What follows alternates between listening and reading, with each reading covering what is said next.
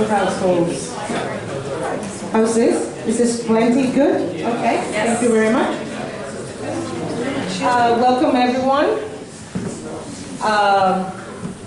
Because some of the poetry is so closely connected to Lily Jane Morris's paintings, especially Peter's, I think it will be a very good idea to leave the gallery lights on, if you don't mind, right? And we are very honored to have these amazing, beloved local poets that I've had the honor to know for a while. Marianne McCarra, right here.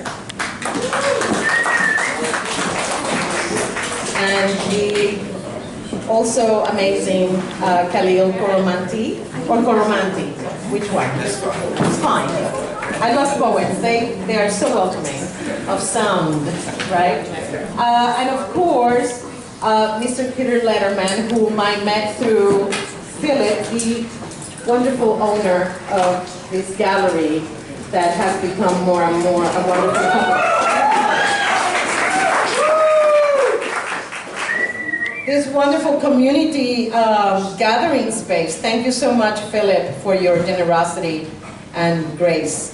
And Embark, I co-founded, thank you, Katie Schmidt-Fader, who is not here, and I co-founded Embark 8 years ago. And with the idea of developing a space, a performing arts center for Peekskill. We're not there yet. I don't know if we'll ever get there. But what we have been able to create is a journey. And maybe the journey is what it is in the end. And the journey has been about producing, co-producing, presenting, encouraging, even teaching artists when we have had spaces that we have managed before. So now this is one of our satellites. Thank you, Philip, once again. And there's even a wonderful Peekskill writers group that get together on and off with Ted Kelsey. Where are you? Amazing novelist and writer as well. Publish. You can. What's your website, Ted? Please. TedKelsey.com. There you go. Please check him out. Just published an amazing novel called Olga, correct? Has received many awards. Look into him. So, I mean, what a great city we have here, Peekskill, with such vibrant writers, poets, performers, and of course, visual artists. Welcome Lily Jane Morris to Peekskill.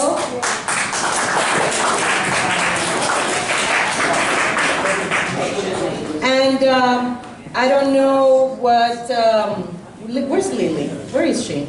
She's so tall. Please stand up. There she is, the painter.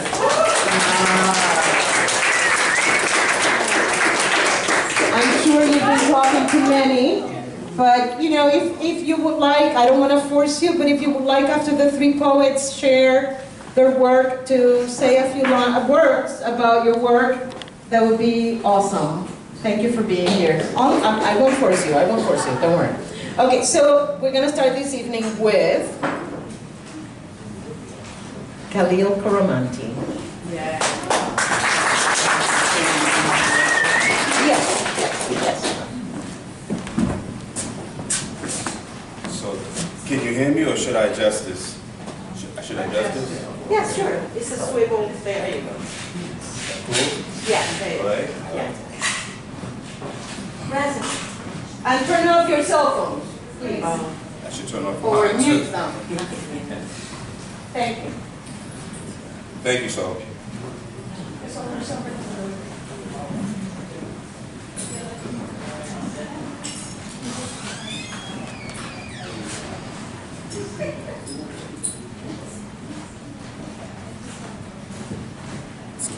So I'm going to take you to a couple of places. Since Syria is obviously on the wide map right now, so I think I'll start with that. I used to live in France, in the suburbs, and I was too young then to understand that the neighborhood we were living in, we could see the Eiffel Tower, but there were all these invisible borders that told us we were not to go there. And we used to call that the yes and the no zones. Fast forward, as an adult, I started understanding better what's going on with a lot of Persian and Arabic or just Muslim kids in general, especially the ones who are refugees and they're placed in different countries, and in this case, Paris. So this is a young man called Muhammad, and this is his story.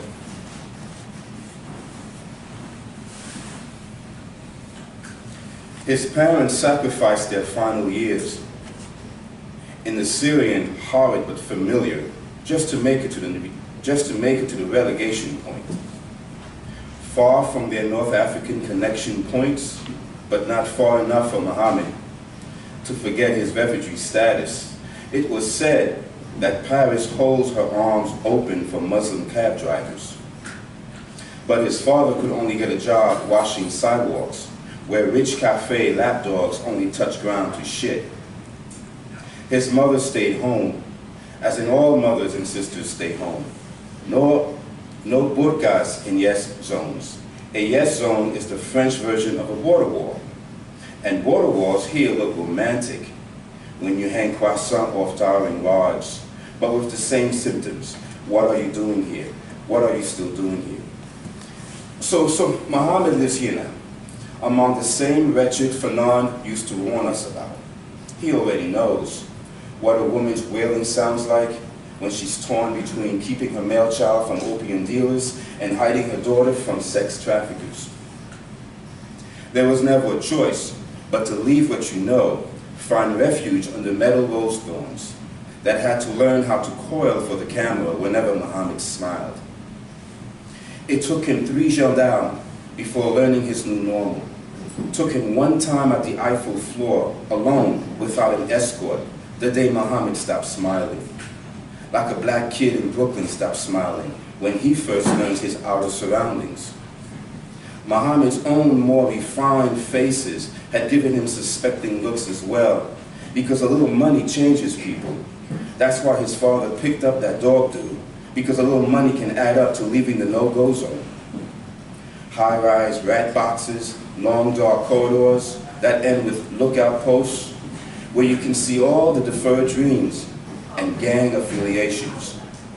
Clashing with sub-Saharan arrivals, graffiti walls don't snitch like burning cars, because burning cars hold on their serial numbers, like gone girls who turn tricks in abandoned buildings hold on to their birth names. Somewhere in this dumping ground is Muhammad, walking by piles of cement blocks and metal rods, looking up past blown-off rooftops so he can check it for his sister, so he can, on the top of a balcony, so he can keep her chores for her and to her mother's hopes. The men will need a good dinner to forget their day. So he can check for his sister again before turning the corner, his hand grazing a dusty white landscape riddled with turf war scars. He's feeling free again with the other junkyard doors. In a shaded open alleyway where discarded cigarettes laced with opium find their way to the mouths of young street poets. Muhammad's rap verses are always the illest, because he reads Malcolm and Sun Tzu, and yes, he's beautiful. Of course he's beautiful. Like we get beautiful each time police asks us for ID. Where are you going? What are you doing here? What are you still doing here? One of them raps about one day leaving the no-go zone. Another cuts in with, jobs no come to no-go zones. Gotta keep selling that goodie if you wanna leave your hoodie. And the others get live. Even Muhammad's, yo, that was fire, sounded authentic. And you're not for real till you know how to sound like Nas and move your hands like Nas. Either that or blow up more buildings. The days stay this way and that way, depending on which way a Muslim band blows, while the ISIS recruiter quietly preps for another one.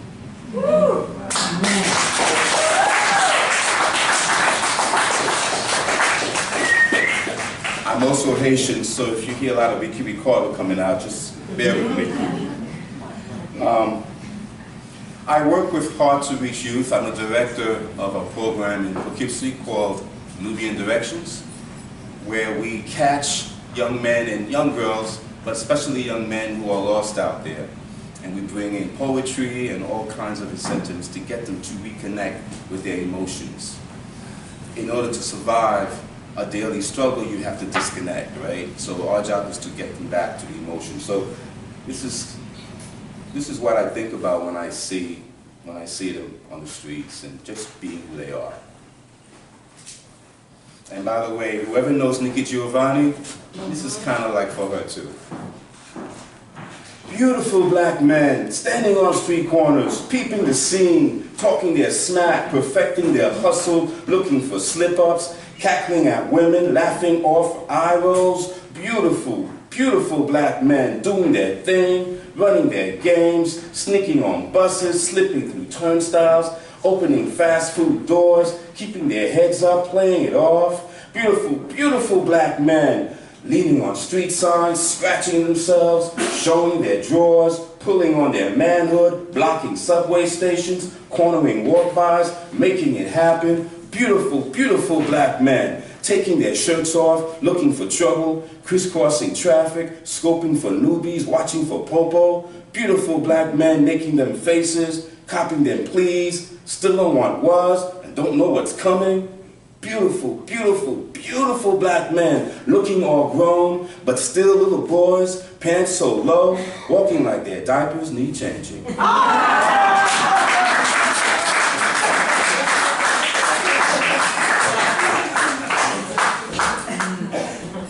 So I told you I work with Hard to Reach Youth, and so I don't know if you remember earlier in the year there was a young man, it was a big deal about getting bullied in high school. And he had been warning the teachers, asking for help from the guidance counselors. The principal didn't do anything. Nobody did anything. Does that sound familiar to you? Remember that kid? Yes. And so one day he decides to get online, order a knife, kills the bully, and then, as you know, the story is he takes the knife, brings it to the principal, remember, and says, you know, this is what happened. This is your fault, right? So, and in the black and Latino community especially, there was a lot of, you know, homophobia, right? It was right there. That was the pink elephant in the room. But so you had a lot of, well, he really wasn't a bully, but, you know, yes, mom, your kid was a bully. You can actually be a good mom and have a wicked kid. It happens, you know. So this is what came to me like a little scratch on my head. His delicate ways, slim frame, awkward eyeglasses, all made him menacing to the school bully, who keeps harassing different and twisting it around so the public shoves can look more like pleas for the return of masculine decency. The bully kept at it. His teachers got used to it. His delicate ways, slim frame, and talks funny, all made it easy to get picked on. The bully kept at it again and again until, snap. The lesson dropped on the principal's desk, a bloody switchblade the kid ordered online. None of you helped me, especially you, so I'm helping myself. You can cuff me now.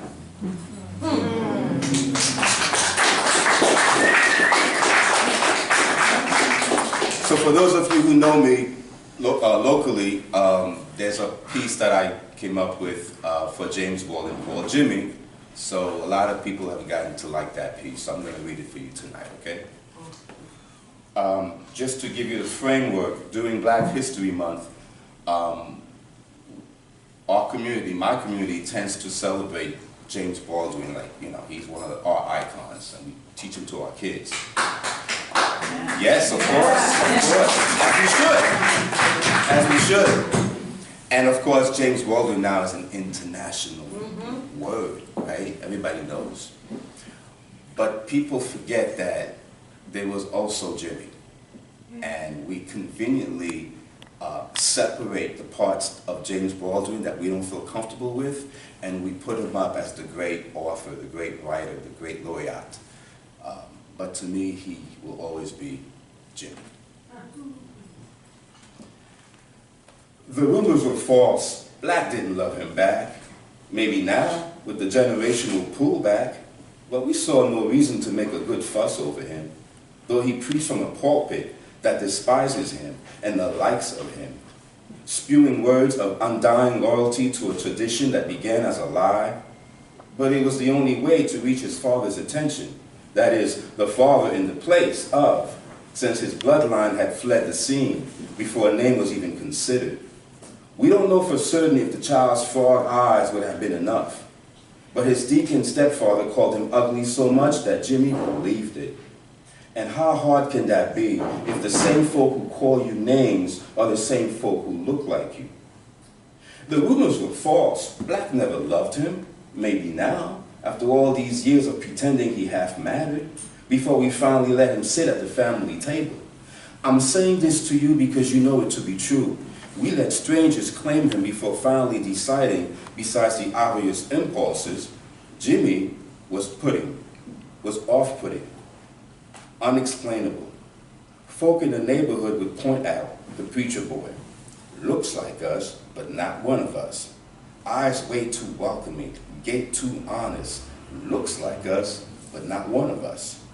Had it not been for Maya, we might have never noticed Jimmy in the room, even when he was standing between Martin and Malcolm, recording our struggles for us, translating our riots for us, stretching the limits of emotional justice while other pens were calling him faggot.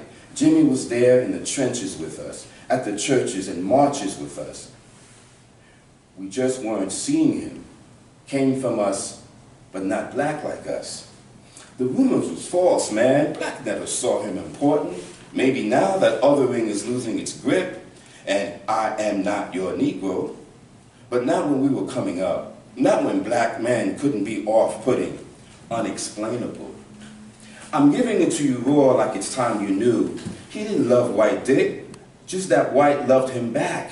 An unpatriotic suicide to let your oppressor fuck you willingly. And that was the thorn on our side, that the little reptile couldn't at least find one of us to hide his nature with. When he wanted so much to belong to us and with us, even if he had to leave us, to love us. I tell you, the rumors was false. Jimmy didn't move to Paris for political reasons. Black power then wasn't Black Lives Matter now. Not in the sense of considering all black powers. And that's how we got here in the first place. Loving James Baldwin, but leaving Jimmy out. Mastering James Baldwin, but leaving Jimmy out. Sonny's Blues was the first time I read Jimmy, and the waving of his cigarette hand was the last time I saw him.